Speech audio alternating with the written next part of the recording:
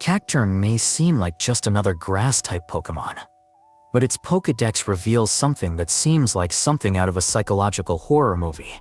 It lives in deserts, in arid and isolated regions where few life forms can survive, and it is there that it hunts, not with speed or violence, but with cruel patience. According to the Pokédex, Cacturn follows travelers who get lost in the desert, stalking them all night long, in silence. It doesn't run. It doesn't scream. It doesn't jump out of the blue. It walks. It watches. It waits. And most disturbing of all, it does nothing until the victim can't walk any longer. The idea of being followed by a creature that doesn't need to sleep, doesn't need to stop, and is in no hurry to kill, is suffocating. Cacturn takes advantage of fatigue, desperation, the scorching heat of the day, and the paralyzing cold of the night. It knows that the desert will do the work for it. When the traveler finally collapses from exhaustion, that's when it acts. The Pokédex doesn't say what it does next. It doesn't say whether it attacks, whether it devours, whether it buries the bodies. Maybe it doesn't need to say. Maybe the simple fact of being hunted by something that's in no hurry, that exists only to wait for you to break, is enough. Cacturn isn't just a predator. It's a reminder of slow despair, of death that walks silently behind you and never stops. Parasect is the type of Pokémon that goes unnoticed by many, but it hides one of the darkest contexts in the franchise. The Pokédex makes it clear, when Paras evolves into Parasect, it loses consciousness. What happens there is no ordinary evolution. It is a complete possession. Paras is born with a small fungus on its back. It grows over time, feeding on the nutrients of the host's own body. When it reaches the Parasect stage, this mushroom becomes so large that it takes complete control. The Fire Red Pokédex says that the fungus is the one that controls Parasect's body. In other words, the original insect with personality, instinct, and will ceases to exist. What we see walking, fighting, and obeying commands is a corpse controlled by a parasitic organism. And if that already sounds disturbing, it gets worse when we remember that this is inspired by real life. The concept comes from cordyceps, a fungus that infects insects, invades their brains and controls their movements, causing them to position themselves in ideal locations to spread more spores and die. Parasect is basically a Pokémon version of a natural zombie. The empty look, the slow body, the lack of individuality. Everything about Parasect shows that it is no longer a Pokémon. It is a biological puppet, kept upright by the fungus that has taken over it. And yet, it is used in battles, kept in Pokéballs, as if it were just another common partner. But the truth is that the Pokémon died in evolution. All that is left is the shell. And the one in charge is the parasite. According to the Pokédex, Gourgeist lures its victims with a sad song, almost like a lullaby. The voice is soft, hypnotic, designed to calm, disarm, and emotionally engage those who listen to it. But it is not an invitation to peace. It is a trap. As it sings, Gourgeist wraps its victims with its long strands of hair, which function as tentacles. Slowly, without apparent violence, it wraps them up, traps them, and drags them to the afterlife. Where exactly? The Pokédex does not explain, but the destination is definitive, and it is probably not this world. What makes it all the more disturbing is that it takes pleasure in fear. The official description states that Gourgeist enjoys hearing the desperate screams of its victims. This transforms what seemed like a simple sad ghost plant-type entity into a sadistic creature that feeds emotionally on the terror of others. It does not attack out of hunger or defense.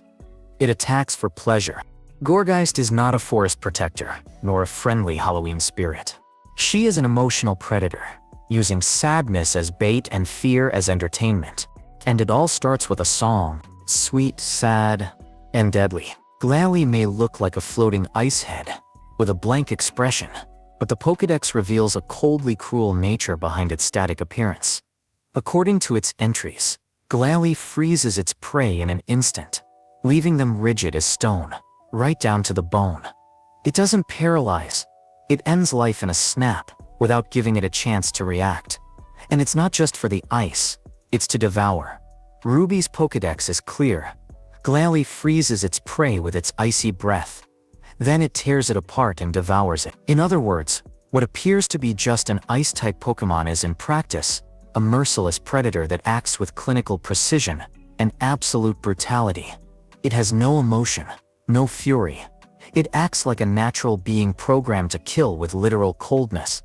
And the scariest thing, there is no sign of pain or explicit violence in the way it does this.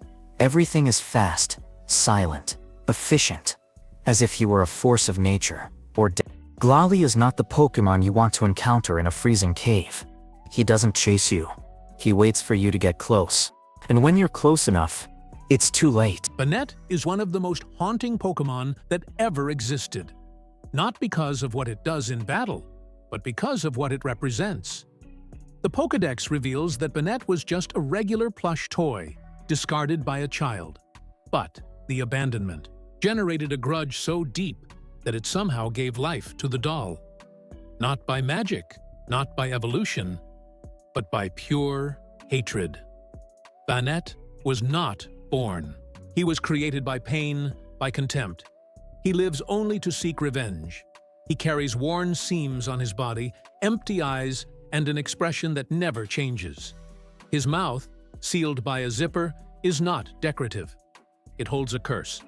The Pokédex warns, if the zipper is opened, the curse escapes. But what is inside? No one knows. And maybe it's better that way. Banette wanders the cities looking for the child who threw him away, not to find him again, not to understand. He wants revenge. He doesn't forget. The most disturbing thing is that, even with all this fury, it continues to be treated like a common Pokémon, catchable, usable. But what you are using in battle is not a gentle spirit. It is the reflection of a human emotion too intense to disappear. Banette is the living manifestation of what happens when something that should have been loved is thrown in the trash. Trevenant is the guardian of the forests, but not in the peaceful sense. The Pokédex makes it clear, it protects nature with deadly punishment. This ghost grass-type Pokémon is described as being kind to the Pokémon that live beneath its trees. But if a human dares to cut, destroy, or invade its forest with malicious intent, Trevenant acts with surgical cruelty. The Pokédex states that it uses its roots to trap trespassers, and not only that, it kills them, without judgment, without hesitation. It is a direct execution, like a vengeful spirit of nature. It is not an entity that defends with diplomacy. Trevenant does not negotiate with human destruction. For it, protecting the forest means eliminating the threat at its roots. Literally. And the scariest thing, the forest around it cooperates. Other Pokémon and the trees themselves seem to act in tune with it, creating a living territory where the outsider never leaves unscathed, if at all. Trevenant is not your typical gentle forest guardian. He is the spirit of a place that does not forgive those who try to dominate what was born to be wild. Mimikyu is one of the saddest and scariest Pokémon in the franchise. Its real appearance is never shown, and there's a good reason for that. Anyone who sees Mimikyu without the disguise dies instantly from shock, according to the Pokédex. He doesn't dress up as Pikachu for fun or because he's a fan. He hides to protect others. The old cloth with Pikachu's poorly drawn face is an attempt to get closer to people, to be accepted without killing anyone. Mimikyu lives in solitude. His real form is so disturbing, so beyond comprehension, that just one look at it can cause immediate death. It's not an attack. It's not malice. It's a natural curse of existence. As if he were so incompatible with the world that his mere presence in its purest form breaks something in the mind of whoever sees it. And he knows it. That's why he always keeps the cloth closed. Even in battle, he protects his identity with all his might. Not out of vanity, but out of pain, out of fear, out of care. The tragedy of Mimikyu is this. He wants to be loved, but he can't show himself. He wants company, but he only offers danger. And so, with an old rag and a crooked hand-drawn smile, he wanders around, trying to look like Pikachu and hiding a power that not even he asked for. Lampent looks like a simple floating lantern, but the Pokédex reveals that he is a soul hunter disguised as a light. According to his official descriptions, Lampent wanders through hospitals, homes and silent streets, searching for a single moment, the exact moment someone dies. He is not there to guide, comfort, or protect. He is there to steal. The Pokédex states that Lampent absorbs a person's soul when it departs the body.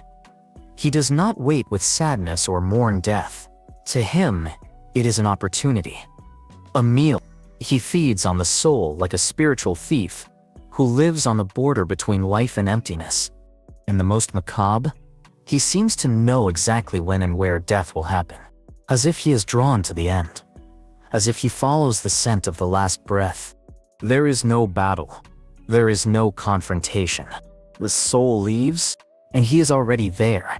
Lampent is no ordinary ghost. He does not keep memories. He consumes them.